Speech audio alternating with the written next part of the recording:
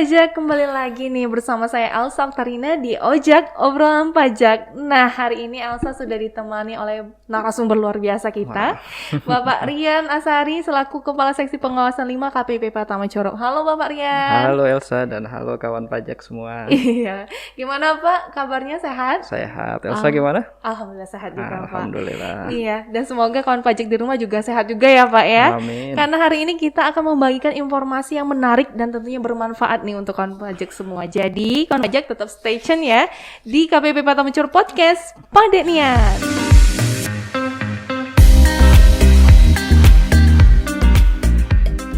Oke Pak Rian, hari ini kita mau ngebahas tentang apa nih Pak? Tentang insentif pajak, Mbak Insentif Elsa. pajak. Iya, betul. Nah sebenarnya mungkin kawan pajak di rumah sudah familiar nih Pak ya dengan kata insentif ini. Iya. Karena sebelumnya sudah pernah dibahas di podcast-podcast sebelumnya Ya, nih betul Pak. sekali. Cuman hari ini kita akan membahas mengenai PMK 82 yang merupakan perubahan dari PMK 9 tentang insentif pajak yang terdampak COVID-19 ini Bapak. Betul sekali. Nah kalau boleh tahu Pak, apa sih sebenarnya yang melatar belakangi dikeluarkannya PMK 82 ini Pak?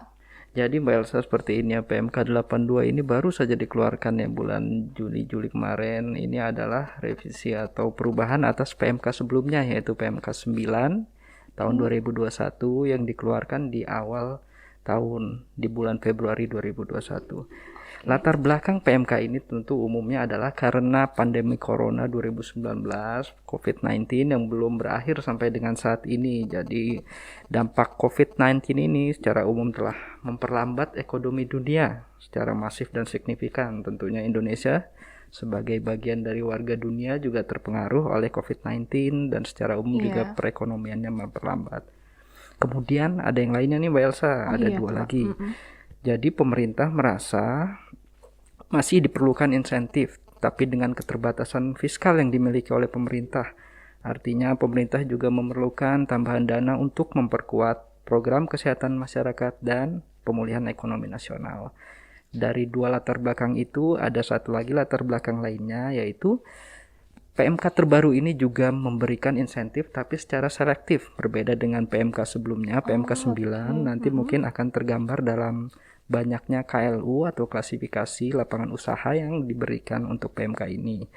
Jadi prioritas utama PMK ini tentunya untuk menunjang pemerintah dalam mempercepat penanganan COVID-19, antara lain sektor-sektor seperti kesehatan, sektor jasa konstruksi, angkutan, dan akomodasi. Jadi seperti itu cara Mbak Elsa. Oke, jadi itu ya Pak ya yang melatar belakangi dikeluarkannya PMK 82 ini. Betul. Artinya Pak, dengan adanya insentif pajak ini, kawan pajak yang seharusnya membayarkan pajak yang biasanya dibayarkan itu nggak perlu bayar pajak lagi ya Pak ya? Antara lain seperti itu bisa dikatakan. Contohnya nanti ada beberapa insentif yang akan kita bahas yang Mbak Elsa ya. Yang pertama mungkin pasal 21 yang terdampak langsung mungkin akan berpengaruh secara langsung kepada pegawai. Kemudian juga di KPP Pratama Curup ini banyak yang menggunakan fasilitas terkait dengan PPh 1% atau 0,5% ya sekarang terkait UMKM. Ya, Jadi atas hal tersebut nanti kita akan bahas wajib pajak yang selama ini membayar pajak pasal 21 atau PP 23 untuk UMKM akan mendapatkan insentif. Oh, seperti itu ya Pak ya. Nah, jadi sebenarnya kalau Elsa seperti yang Elsa tahu ya Pak ya, kalau PMK tentang insentif ini sudah beberapa kali dikeluarkan ya Pak ya. Betul sekali Mbak Elsa. Dan yang sebelumnya seperti kata Bapak tadi PMK 9 ya Pak ya. 9 yang terbaru terakhir ya sebelum yang sekarang. Oke, sebenarnya apa sih Pak pokok perubahan dari PMK 82 ini dengan PMK sebelumnya atau PMK 9 itu Pak? Baik, jadi saya jelaskan ya Mbak Elsa. Boleh, ya. Jadi sejarahnya PMK ini terbit pertama kali. Sebelum PMK 9 ada beberapa peraturan pemerintah lainnya yang terkait, yaitu dalam bentuk PMK, Peraturan Menteri Keuangan, Perpu, sampai dengan Per yang dikeluarkan oleh Direktur Jenderal Pajak. Pertama sekali itu terbit di 21 Maret 2020. Berlanjut sampai PMK 9 yang saat ini diperbaharui dengan PMK 82. PMK 9 sendiri terbit di 11 Februari 2021. Lalu kemudian di 1 Juli kemarin, belum lama ini, pemerintah melalui Menteri Keuangan juga menerbitkan kembali PMK 82. Jadi secara umum adalah perpanjangan jangka waktu Mbak Elsa ya secara umum. Cuman ya ada beberapa hal antara lain yang sebelumnya beberapa KLU termasuk dalam pihak penerima insentif klasifikasi lapangan usaha Namun saat ini KLU-KLU tersebut tidak lagi menerima. Jadi ini juga memperhatikan keterbatasan fiskal pemerintah yang telah diungkapkan dalam latar belakang tadi. Oke, seperti itu ya Pak ya. Cuman secara umum atau garis besarnya ini mengenai perpanjangan waktu ya Pak ya. Perpanjangan waktu. Dan tentunya pemerintah sangat memerhatikan masyarakat ya Pak ya. Betul Karena sekali. pandemi COVID ini terus berlangsung, insentif pun terus digalakkan nih Pak ya. Untuk wajib pajak yang terdampak COVID. Nah, jadi bagi wajib pajak nih yang sebelumnya belum sempat memanfaatkan fasilitas insentif ini atau mungkin yang kemarin sempat memanfaatkan Pak ya, masih bisa memanfaatkan sampai dengan Desember. Benar ya Pak ya? Betul sekali. Desember 2021. Nah, jadi jangan khawatir nih teman-teman ya. Insya Allah pemerintah ini selalu ada untuk masyarakatnya. Betul sekali itu ya, Mbak Pak Elsa. ya. Oke Bapak, kalau boleh tahu nih Pak, jenis pajak apa saja sih sebenarnya yang ditanggung oleh pemerintah alias yang dapat insentif ini Pak? Jadi Mbak Elsa ya, seperti saya bilang sebelumnya, insentif ini diberikan tetap kepada beberapa sektor dan beberapa jenis pajak sama seperti di dalam PMK 9 2021. Cuma akan ada beberapa modifikasi atau beberapa perubahan, tapi secara umum ada 6 Mbak ya, 6 jenis pajak atau 6 aspek yang mendapatkan insentif. Yang pertama adalah PPh pasal 21 ditanggung pemerintah. Kemudian yang kedua adalah PPh final UMKM yang selama ini merujuk kepada peraturan pemerintah nomor 23 atau PP 23, juga ditanggung pemerintah. Yang ketiga adalah PPh final untuk sektor padat karya yang antara lain adalah sektor jasa konstruksi. Kemudian yang keempat adalah pembebasan dari pemungutan PPh pasal 22 impor. Yang kelima adalah pengurangan angsuran PPh pasal 25. Kemudian yang terakhir adalah pengembalian pendahuluan PPN sebagai PKP beresiko rendah. Oke, jadi banyak sekali ya Pak Banyak ya? yang ditawarkan jenis pemerintah. pajak yang ditawarkan ya Pak ya. Betul untuk sekali. insentif pajak ini. Kalau nggak salah tadi ada 6 ya Pak ya? Ada 6 Mbak Elsa. Nah Bapak mungkin bisa menjelaskan secara detail nih Pak mengenai jenis pajak yang ditanggung atau yang mendapatkan insentif ini. Oke, Boleh, kita Bapak? mulai dari yang pertama mungkin Mbak Elsa dan kawan-kawan pajak, yaitu PPh pasal 21 ditanggung pemerintah. Di PMK 9 tahun 2021 sebelumnya ada 1189. Untuk jumlah klasifikasi lapangan usaha atau KLU ini pemerintah tidak merubahnya, yaitu tetap 1189. Tentunya dalam kesempatan kali ini kami tidak bisa menyebutkan satu persatu ya. Tapi nanti teman pajak atau kawan pajak bisa membaca lampiran PMK 82 ataupun bisa langsung datang ke kantor kami di KPP Curup, ke helpdesk, atau bisa melalui aplikasi, melalui WA yang mungkin nanti akan kami jelaskan juga. Jadi selain kesamaan dalam jumlah KLU 1189 tadi, selain itu ada juga yang dirubah dalam PMK 82 ini, yaitu untuk WP, KITE, dan WPKB. KITE itu artinya kemudahan impor untuk tujuan ekspor. Jadi WP-WP yang sebelumnya mendapat fasilitas ini dan WP yang ada di kawasan berikat tidak bisa lagi untuk mendapatkan insentif PPh pasal 21 DTP. Kemudian hal-hal lain seperti laporan realisasi tiap bulan adalah tetap sama Mbak Elsa, tapi yang umumnya yang utama adalah untuk PPh pasal 21 DTP ini jangka waktunya diperpanjang nih, nggak lagi Juni, tapi bisa Juli sampai dengan Desember 2021. Oke. Jadi kalau secara umum memang aturan tentang PPh 21 yang ditanggung pemerintah ini tidak mengalami perubahan signifikan ya Pak ya. Betul Mbak Elsa. Dan manfaatnya pun untuk pegawai yang penghasilannya di bawah 200 juta. 200 juta. Jadi jika kita analogikan misalnya Mbak Elsa atau saya ya dapat penghasilan 100.000 katakanlah sebulan ya. Dan biasanya kita dipotong Rp5.000 setiap bulannya. Jadi sampai dengan Desember jika mengajukan permohonan insentif ke kantor kami, wajib pajak sebagai pemotong PPh pasal 21 tidak perlu lagi memotong 5.000 dan menyetorkan ke negara, tapi memberikannya langsung kepada pegawainya. Oh, seperti itu. Jadi ya, mungkin Pak, ya? kita atau pegawai lain nanti bisa menggunakan pajak yang biasanya dipotong untuk keperluan lain, terutama terkait dengan saat pandemi ini banyak sekali keperluan yang tidak terlihat. Benar sekali. Oke nih, yang tadi kita bahas tentang PPh pasal 21 ya Pak ya. Betul. Selanjutnya mungkin Bapak bisa bahas tentang PPh untuk UMKM Pak, PPh final. Nah, PPh yang final. mungkin kawan pajak Curup nih sangat relate nih dengan PPH Ya, betul final. sekali. Untuk insentif PPH final UMKM ditanggung pemerintah yang sebesar 0,5%, yaitu merujuk ke PP 23. Selama ini memang di KPP Pratama Curup banyak yang memanfaatkan insentif tersebut karena memang banyak UMKM di KPP Pratama Curup. Jadi untuk UMKM insentif dalam PMK 82 ini secara umum tidak ada perubahan, Mbak Elsa. Oh, sama ya Pak Nah, ya? sama berbeda dengan PPH 21 tadi yang ada pembatasan terkait WPKT dan kawasan berikat. Untuk yang UMKM ini perbedaannya hanya insentif diperpanjang sampai dengan Desember 2021. Yaitu untuk wajib pajak yang memiliki omset di bawah 4,8 miliar setahunnya, yang selama ini setiap bulannya melakukan setoran sebesar 0,5% dari omsetnya.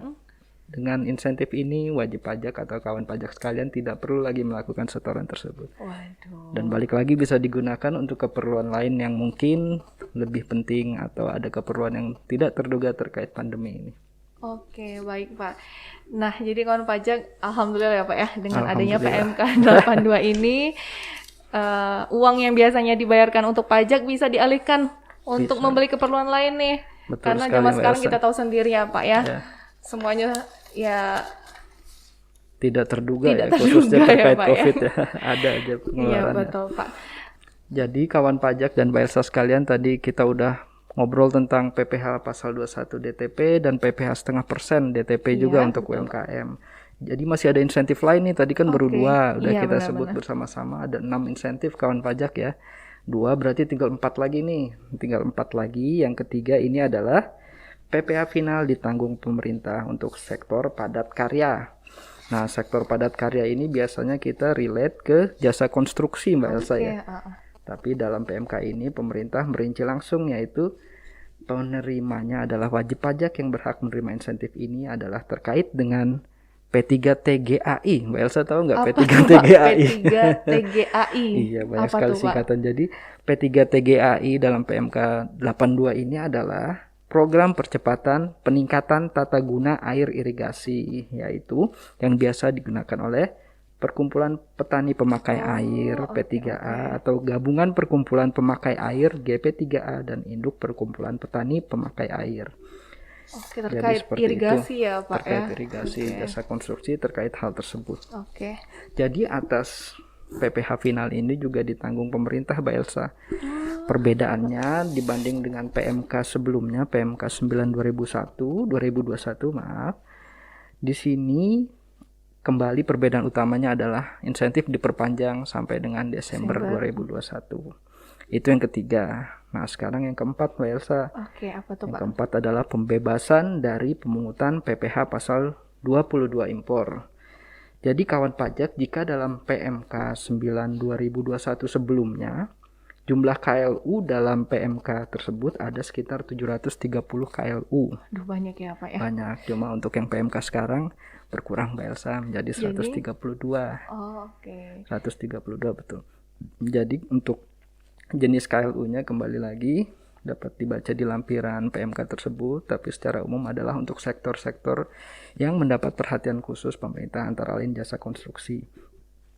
Kemudian jika sebelumnya WPK ITE dan kawasan berikat, KITE kemudahan impor untuk transaksi ekspor, dan KB atau kawasan berikat mendapatkan insentif ini, untuk PMK tahun 82 sekarang tidak lagi mendapatkan insentif. Oke. Dan yang lainnya adalah jangka waktu diperpanjang sampai dengan Desember 2021. Nah, untuk yang berikutnya nih, insentif yang berikutnya Mbak Elsa, yang ini kemungkinan juga akan relate dengan beberapa wajib pajak di KPP Pratama Curup, yaitu terkait pengurangan angsuran PPH pasal 25. Oh, Ya. Jadi jika selama ini atau sebelumnya sudah mendapatkan insentif atau sekarang mau mengambil insentif, jika membayar katakanlah PP pasal 25-nya setiap bulan atau setiap masa 100, dengan insentif ini cukup bayar 50. Pengurangannya sebesar 50%, Mbak Elsa. 50% ya Pak ya, betul. khusus untuk pasal 25 itu Pasal pengurangannya 25. 50%. Betul sekali. Dan perbedaannya dengan PMK sebelumnya, yaitu PMK 9 2021, di PMK 82 yang sekarang ini, KLU-nya atau klasifikasi lapangan usaha, jumlah KLU-nya juga dikurangi kawan pajak. Jika sebelumnya ada 1018 KLU, Untuk sekarang hanya 216 KLU Mbak Elsa. Oke. Jadi baik, tetap Pak. dengan memperhatikan latar belakang yang sebelumnya sudah disebut, yaitu insentif diberikan secara selektif dan juga memperhatikan kemampuan fiskal pemerintah Mbak Elsa. Dan insentif ini diperpanjang sampai dengan Desember 2021. Jadi tadi udah 5 insentif dari 6 insentif dalam PMK 82 2021 ini Mbak Elsa dan kawan pajak ya. Berarti ada satu lagi ya, Pak Masih ya? ada satu lagi. Jadi Oke, kita boleh, akan Pak. membicarakan tentang insentif yang terakhir, yaitu pengembalian pendahuluan PPN sebagai PKP berisiko rendah bagi WP yang menyampaikan SPT masa PPN lebih bayar restitusi paling banyak 5 miliar rupiah. Nah, perbedaannya nih Mbak Elsa dengan PMK 9 sebelumnya. Jika dalam PMK sebelumnya ada 725 klasifikasi lapangan usaha, tapi berdasarkan keterbatasan kemampuan fiskal pemerintah, berdasarkan pemberian insentif yang selektif, KLU-nya sekarang berkurang menjadi 132 KLU. Dan WPK ITE beserta WP kawasan berikat tidak lagi mendapatkan insentif tersebut. Kemudian yang utamanya juga yaitu perpanjangan jangka waktu insentif dari sebelumnya sampai dengan Juni 2021 yang sekarang sampai dengan sampai dengan Desember Desember 2021. ya, Pak ya? Betul Oke. sekali. Nah, setelah kita membahas semua insentif, tentu kawan pajak bertanya-tanya bagaimana sih cara untuk menyampaikan Iya, benar, insentif Pak. Jadi kan tadi banyak nih jenis pajak yang mendapatkan insentif pajak. banyak sekali Mbak Elsa. Boleh Bapak share nih, Pak, gimana sih cara memanfaatkan insentif itu, Pak? Tentunya cara memanfaatkan insentifnya saat ini sudah mudah sekali ya Mbak Elsa ya. Nanti Iya. mungkin Mbak Elsa bisa menjelaskan kepada kawan pajak cara menggunakannya selain menggunakan PC atau laptop. Tapi secara umum kawan pajak atau Mbak Elsa ya bisa menggunakan atau mengajukan insentif ini melalui saluran tertentu namanya. Saluran tertentu ini adalah www.pajak.go.id. Oke, dicatat ya kawan pajak Ya, semua. nanti kawan pajak login saja ke www.pajak.go.id tersebut dengan ID atau NPWP kawan pajak, memasukkan passwordnya. Untuk pengajuan insentifnya, pilih menu layanan, lalu ikon KSWP. Kawan pajak lalu melakukan scrolling ke bawah dan pilih profil pemenuhan kewajiban saya. Lalu pilih jenis insentif yang diinginkan. Oke, Itu jadi di cara situ pengajuannya. muncul ya Pak ya jenis insentifnya apa Betul saja sekali, Mbak dan Elsa. kita pilih insentif yang akan kita manfaatkan. Betul sekali, tapi jangan lupa jika sudah mengajukan insentif, kawan pajak secara umum juga harus menyampaikan laporan realisasinya nih Mbak Elsa, karena laporan realisasi diatur dalam PMK tersebut. Jadi dari saluran tertentu tersebut, dari www.pajak.go.id, kawan pajak dapat login kembali dengan NPWP dan passwordnya. Pilih tab layanan dan ikon e-reporting. E-reporting. Mungkin sama seperti e-filing gitu ya Pak ya? Sama Mbak Elsa. Oh, jadi pada menu itu ya Pak ya? Ada e-filing, e-reporting seperti itu Pak ya? Betul sekali. Dan kita pilih e-reporting. E-reporting, lalu pilih tambah dan pilih jenis pelaporan yang ingin dilakukan. Seperti itu Mbak Elsa. Oke, sebenarnya gampang sekali ya Pak Gampang ya sekali. untuk memanfaatkan insentif Ya. ini. Dan tentunya bisa di mana saja dan kapan saja Pak ya, karena Ya. bisa melalui PC ataupun handphone masing-masing. Betul, seperti apalagi itu, Pak ya. KPP kita ya, KPP Pratama Curup, kawan pajak punya inovasi lainnya nih Mbak terkait iya. pelaporan tersebut. Nanti Mbak Elsa jelasin deh seperti Oke, apa. boleh nih Pak. Jadi nih kawan pajak sekalian, KPP Ya. Pratama Curup memiliki inovasi nih Pak. Banyak sebenarnya inovasinya Pak ya. Terkait layanan, yang pertama ada Halo Pajak Curup.